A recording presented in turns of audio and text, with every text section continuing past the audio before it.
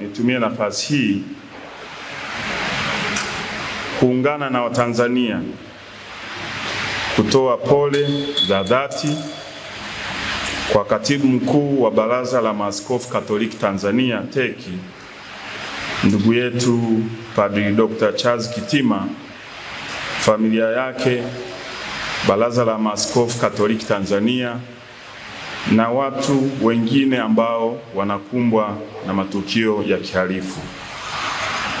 Kwa niaba yangu binafsi, kwa niaba ya Wizara ya Mambo ya Ndani ya Nchi na vyombo vyake vya usalama, tunalaani vikali shambulio hilo la kinyama dhidi ya kiongozi wa dini, kwani tunatambua na kuthamini mchango mkubwa wa viongozi wa dini katika kudumisha amani, mshikamano wa kijamii na maadili ya taifa letu.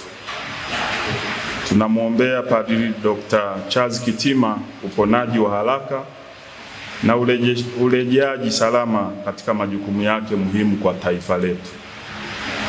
Kama wote tunavyofahamu, wizara yetu ndiyo yenye jukumu la kusimamia usalama wa raia na mali zao, na kazi hii hufanywa na vyombo vya usalama ili kuhakikisha nchi yetu inaendelea kuwa katika hali ya amani, utulivu na usalama.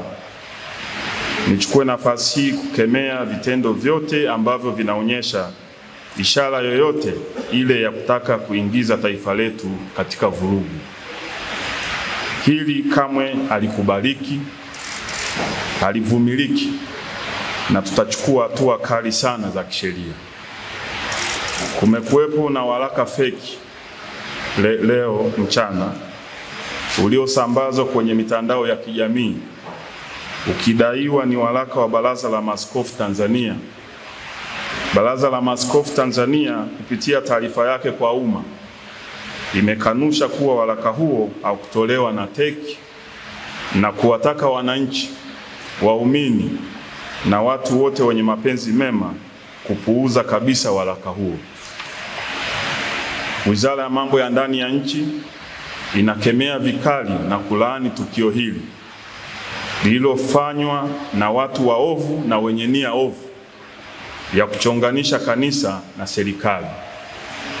Wizara kupitia vyombo vyake vya usalama itafanya uchunguzi wa haraka ili kuwabaini wahalifu walioandaa taarifa hii, kwa kuwa huu ni uchochezi na uhalifu kama ulivyo uhalifu mwingine, na pia ni kutumia mitandao ya kijamii vibaya.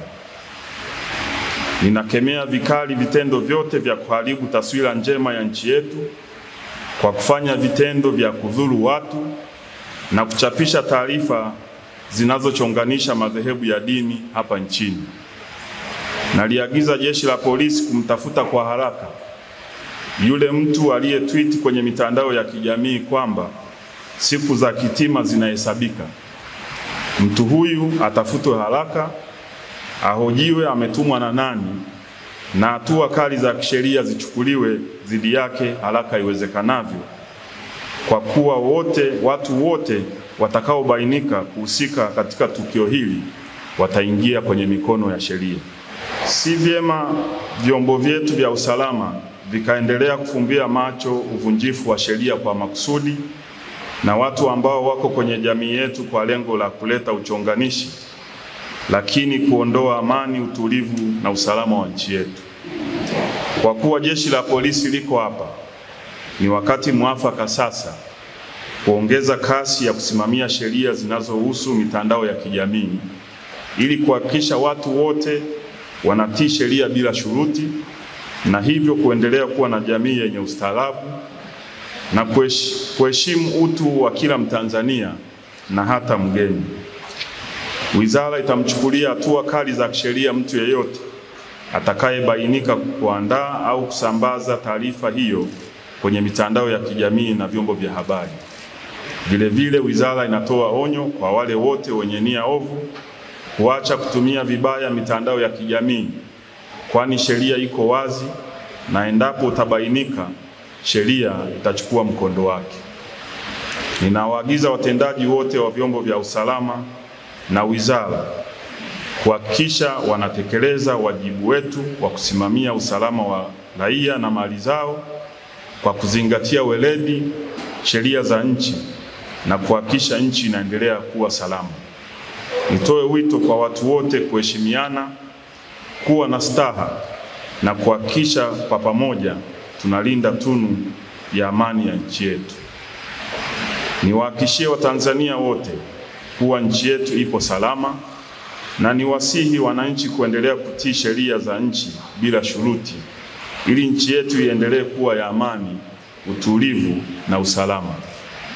Naliagiza Jeshi la Polisi kuhakikisha uchunguzi wa kina unafanyika na kuchukua hatua zinazostahili dhidi ya wahalifu wanaotaka kuvuruga amani ya nchi yetu.